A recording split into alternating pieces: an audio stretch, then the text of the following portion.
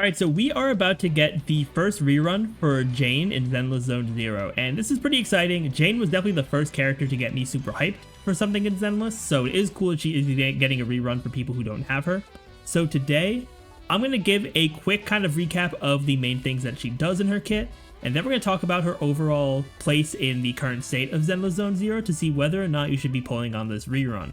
And I will have points both for people who are going to be pulling Jane for the first time, as well as anyone who already has her, but may be interested in vertically investing with a Mindscape or her signature W engine.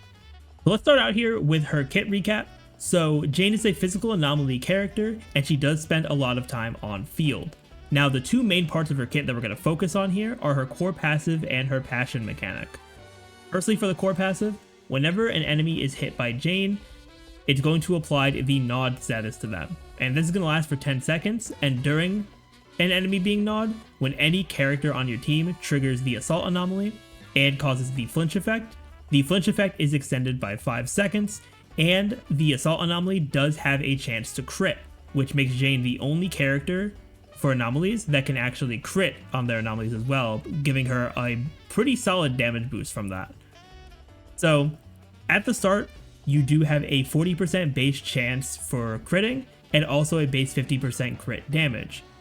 And every one anomaly proficiency that Jane has, you're going to increase that base crit rate by 0.16%.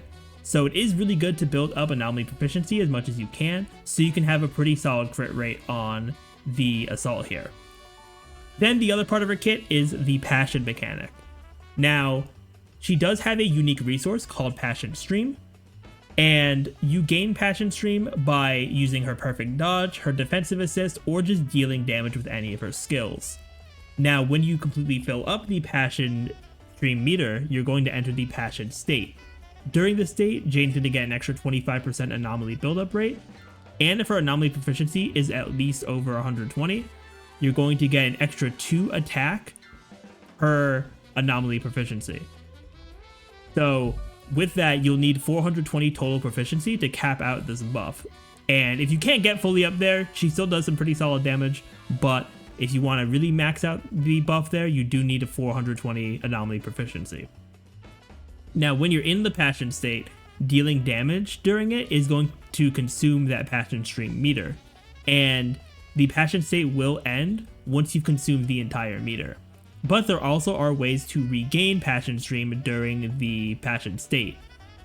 During the state, you do get access to a heavy basic attack, and through using this, you do also recover Passion Stream, and also by doing perfect dodge and defensive assist, just like when you're not in the Passion state, you do also recover Passion Stream as well.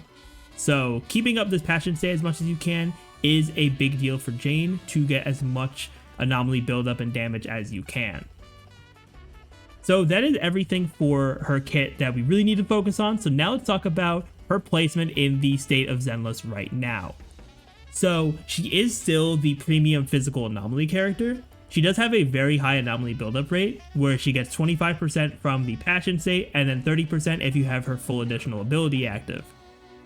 She also is a very mobile character, and because of her assault being able to crit, you do get some pretty solid damage from her. But after having used Jane for ever since her release banner in 1.1, I have realized that she is heavily reliant on the content you're going to use her in. If you do have the attribute advantage and you also have some good buffs in the content you're doing, whether it's the battle tower, whether it's Shiyu, whether it's deadly assault, if you have some good buffs for her, she can do pretty well. But if you're taking her into somewhere where either she doesn't have the attribute advantage, or there aren't any buffs that are related to anomaly and increasing her own damage, she is going to struggle in comparison to some other characters. So it is important to really just focus Jane in on doing content that she's designed for, and because if you go outside of that line where she can't really get as much damage from her kit and can't be played as effectively, you're really not going to have that great of a performance with her.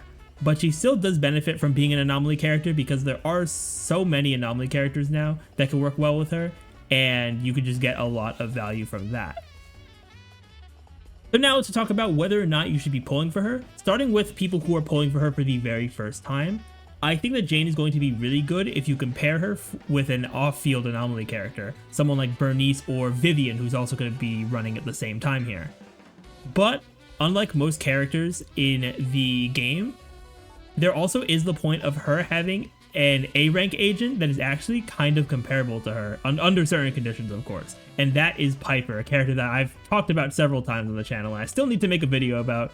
It'll come out one day, I promise y'all. But Piper has a pretty similar role to Jane. They're both physical anomaly characters. Piper does want to spend a decent amount of time on the field with her spinning. But for Piper to be truly comparable to Jane, you definitely do want to have that level of vertical investment, which is easier for an A-rank character because you are going to get them as they're featured on banners. You definitely want to get her up to M6 so you can get the most out of her power stacks and everything like that to be comparable to Jane. But I really think between the two of them, like even if you have a built Piper, because I have both a built Piper and a built Jane, it really comes down to just if you want the extra physical coverage, it's good, but also just based on playstyle too. And just which one of them you like more in the end. Because while Piper is going to deal some pretty consistent damage while she's on there before swapping, Jane's gameplay is a lot more focused on dodge counters and, kind of seeing what the enemy is doing. And also just making sure that you're managing her passion resource to maximize your damage. Because when you're not in the passion state, you're not really dealing a lot of damage with Jane. But once you get her into that state, and if you can take advantage of that, in addition to having an off-field anomaly character dealing damage, you're going to see some pretty solid numbers, both from Jane's anomalies as well as the disorders that are going to be caused by the off-field anomaly character. I do think overall she is a pretty solid pull. I do think that there are probably better characters, but I think if you are either someone who really likes Jane or you want some extra physical coverage on your account, she can be a very solid option. Then lastly, if you're a player who already has Jane, but you don't have her signature W engine, you don't have any mindscapes on her, you might be thinking that you want to invest a bit more vertically in her to get a bit more value out of your Jane. And I do think that both M1 and her W engine have pretty similar value overall, but for S1, for the signature W engine, you are only going to get the most amount of value out of it if you truly do play to its mechanics. So with her W engine, it does have an effect called Predatory Instinct, where while you have a stack of Predatory Instinct, you're going to get a plus 12% physical damage buff for 10 seconds. And this can actually stack up to 3 times, capping out at a 36% physical damage increase, which is already insane for a character that does want to be on field a lot. Anytime Jane uses a dash attack, she's going to get 1 stack of Predatory Instinct, and anytime you either, put Jane on the field for the first time or after she uses Perfect Dodge, she's going to gain 3 stacks at the same time. And as an extra bonus, if you have all 3 stacks up, she's also going to have a 40% anomaly buildup rate increase, which is even crazier when you think about how much she already has from her passion state and also the additional ability as well. So her signature W engine here is a pretty solid option as well for vertical investment. But now to go over her M1 here, she does get some extra things when she's in the passion state. So during this, she gets an extra use of her heavy basic attack, which is nice to make the state last longer.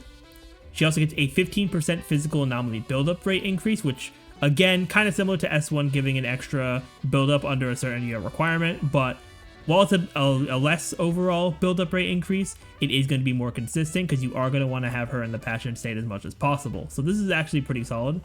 And also, every 1 anomaly proficiency that Jane has, you're going to get a 0.1% damage bonus on her kit, and this can max out at 30% damage. So pretty solid overall for her. I definitely think that you probably can't go wrong with M1 versus S1 if you're playing her to the mechanics of the signature W engine. But if you aren't playing her to those mechanics, or you're not as if you have Jane but you're not as big of a fan of like fishing for perfect dodges and stuff like that, then M1 might be a little bit better for you. But all in all, I do think Jane is still a pretty solid character, but I am curious to hear what you all think as well, and if you're going to be pulling on this rerun.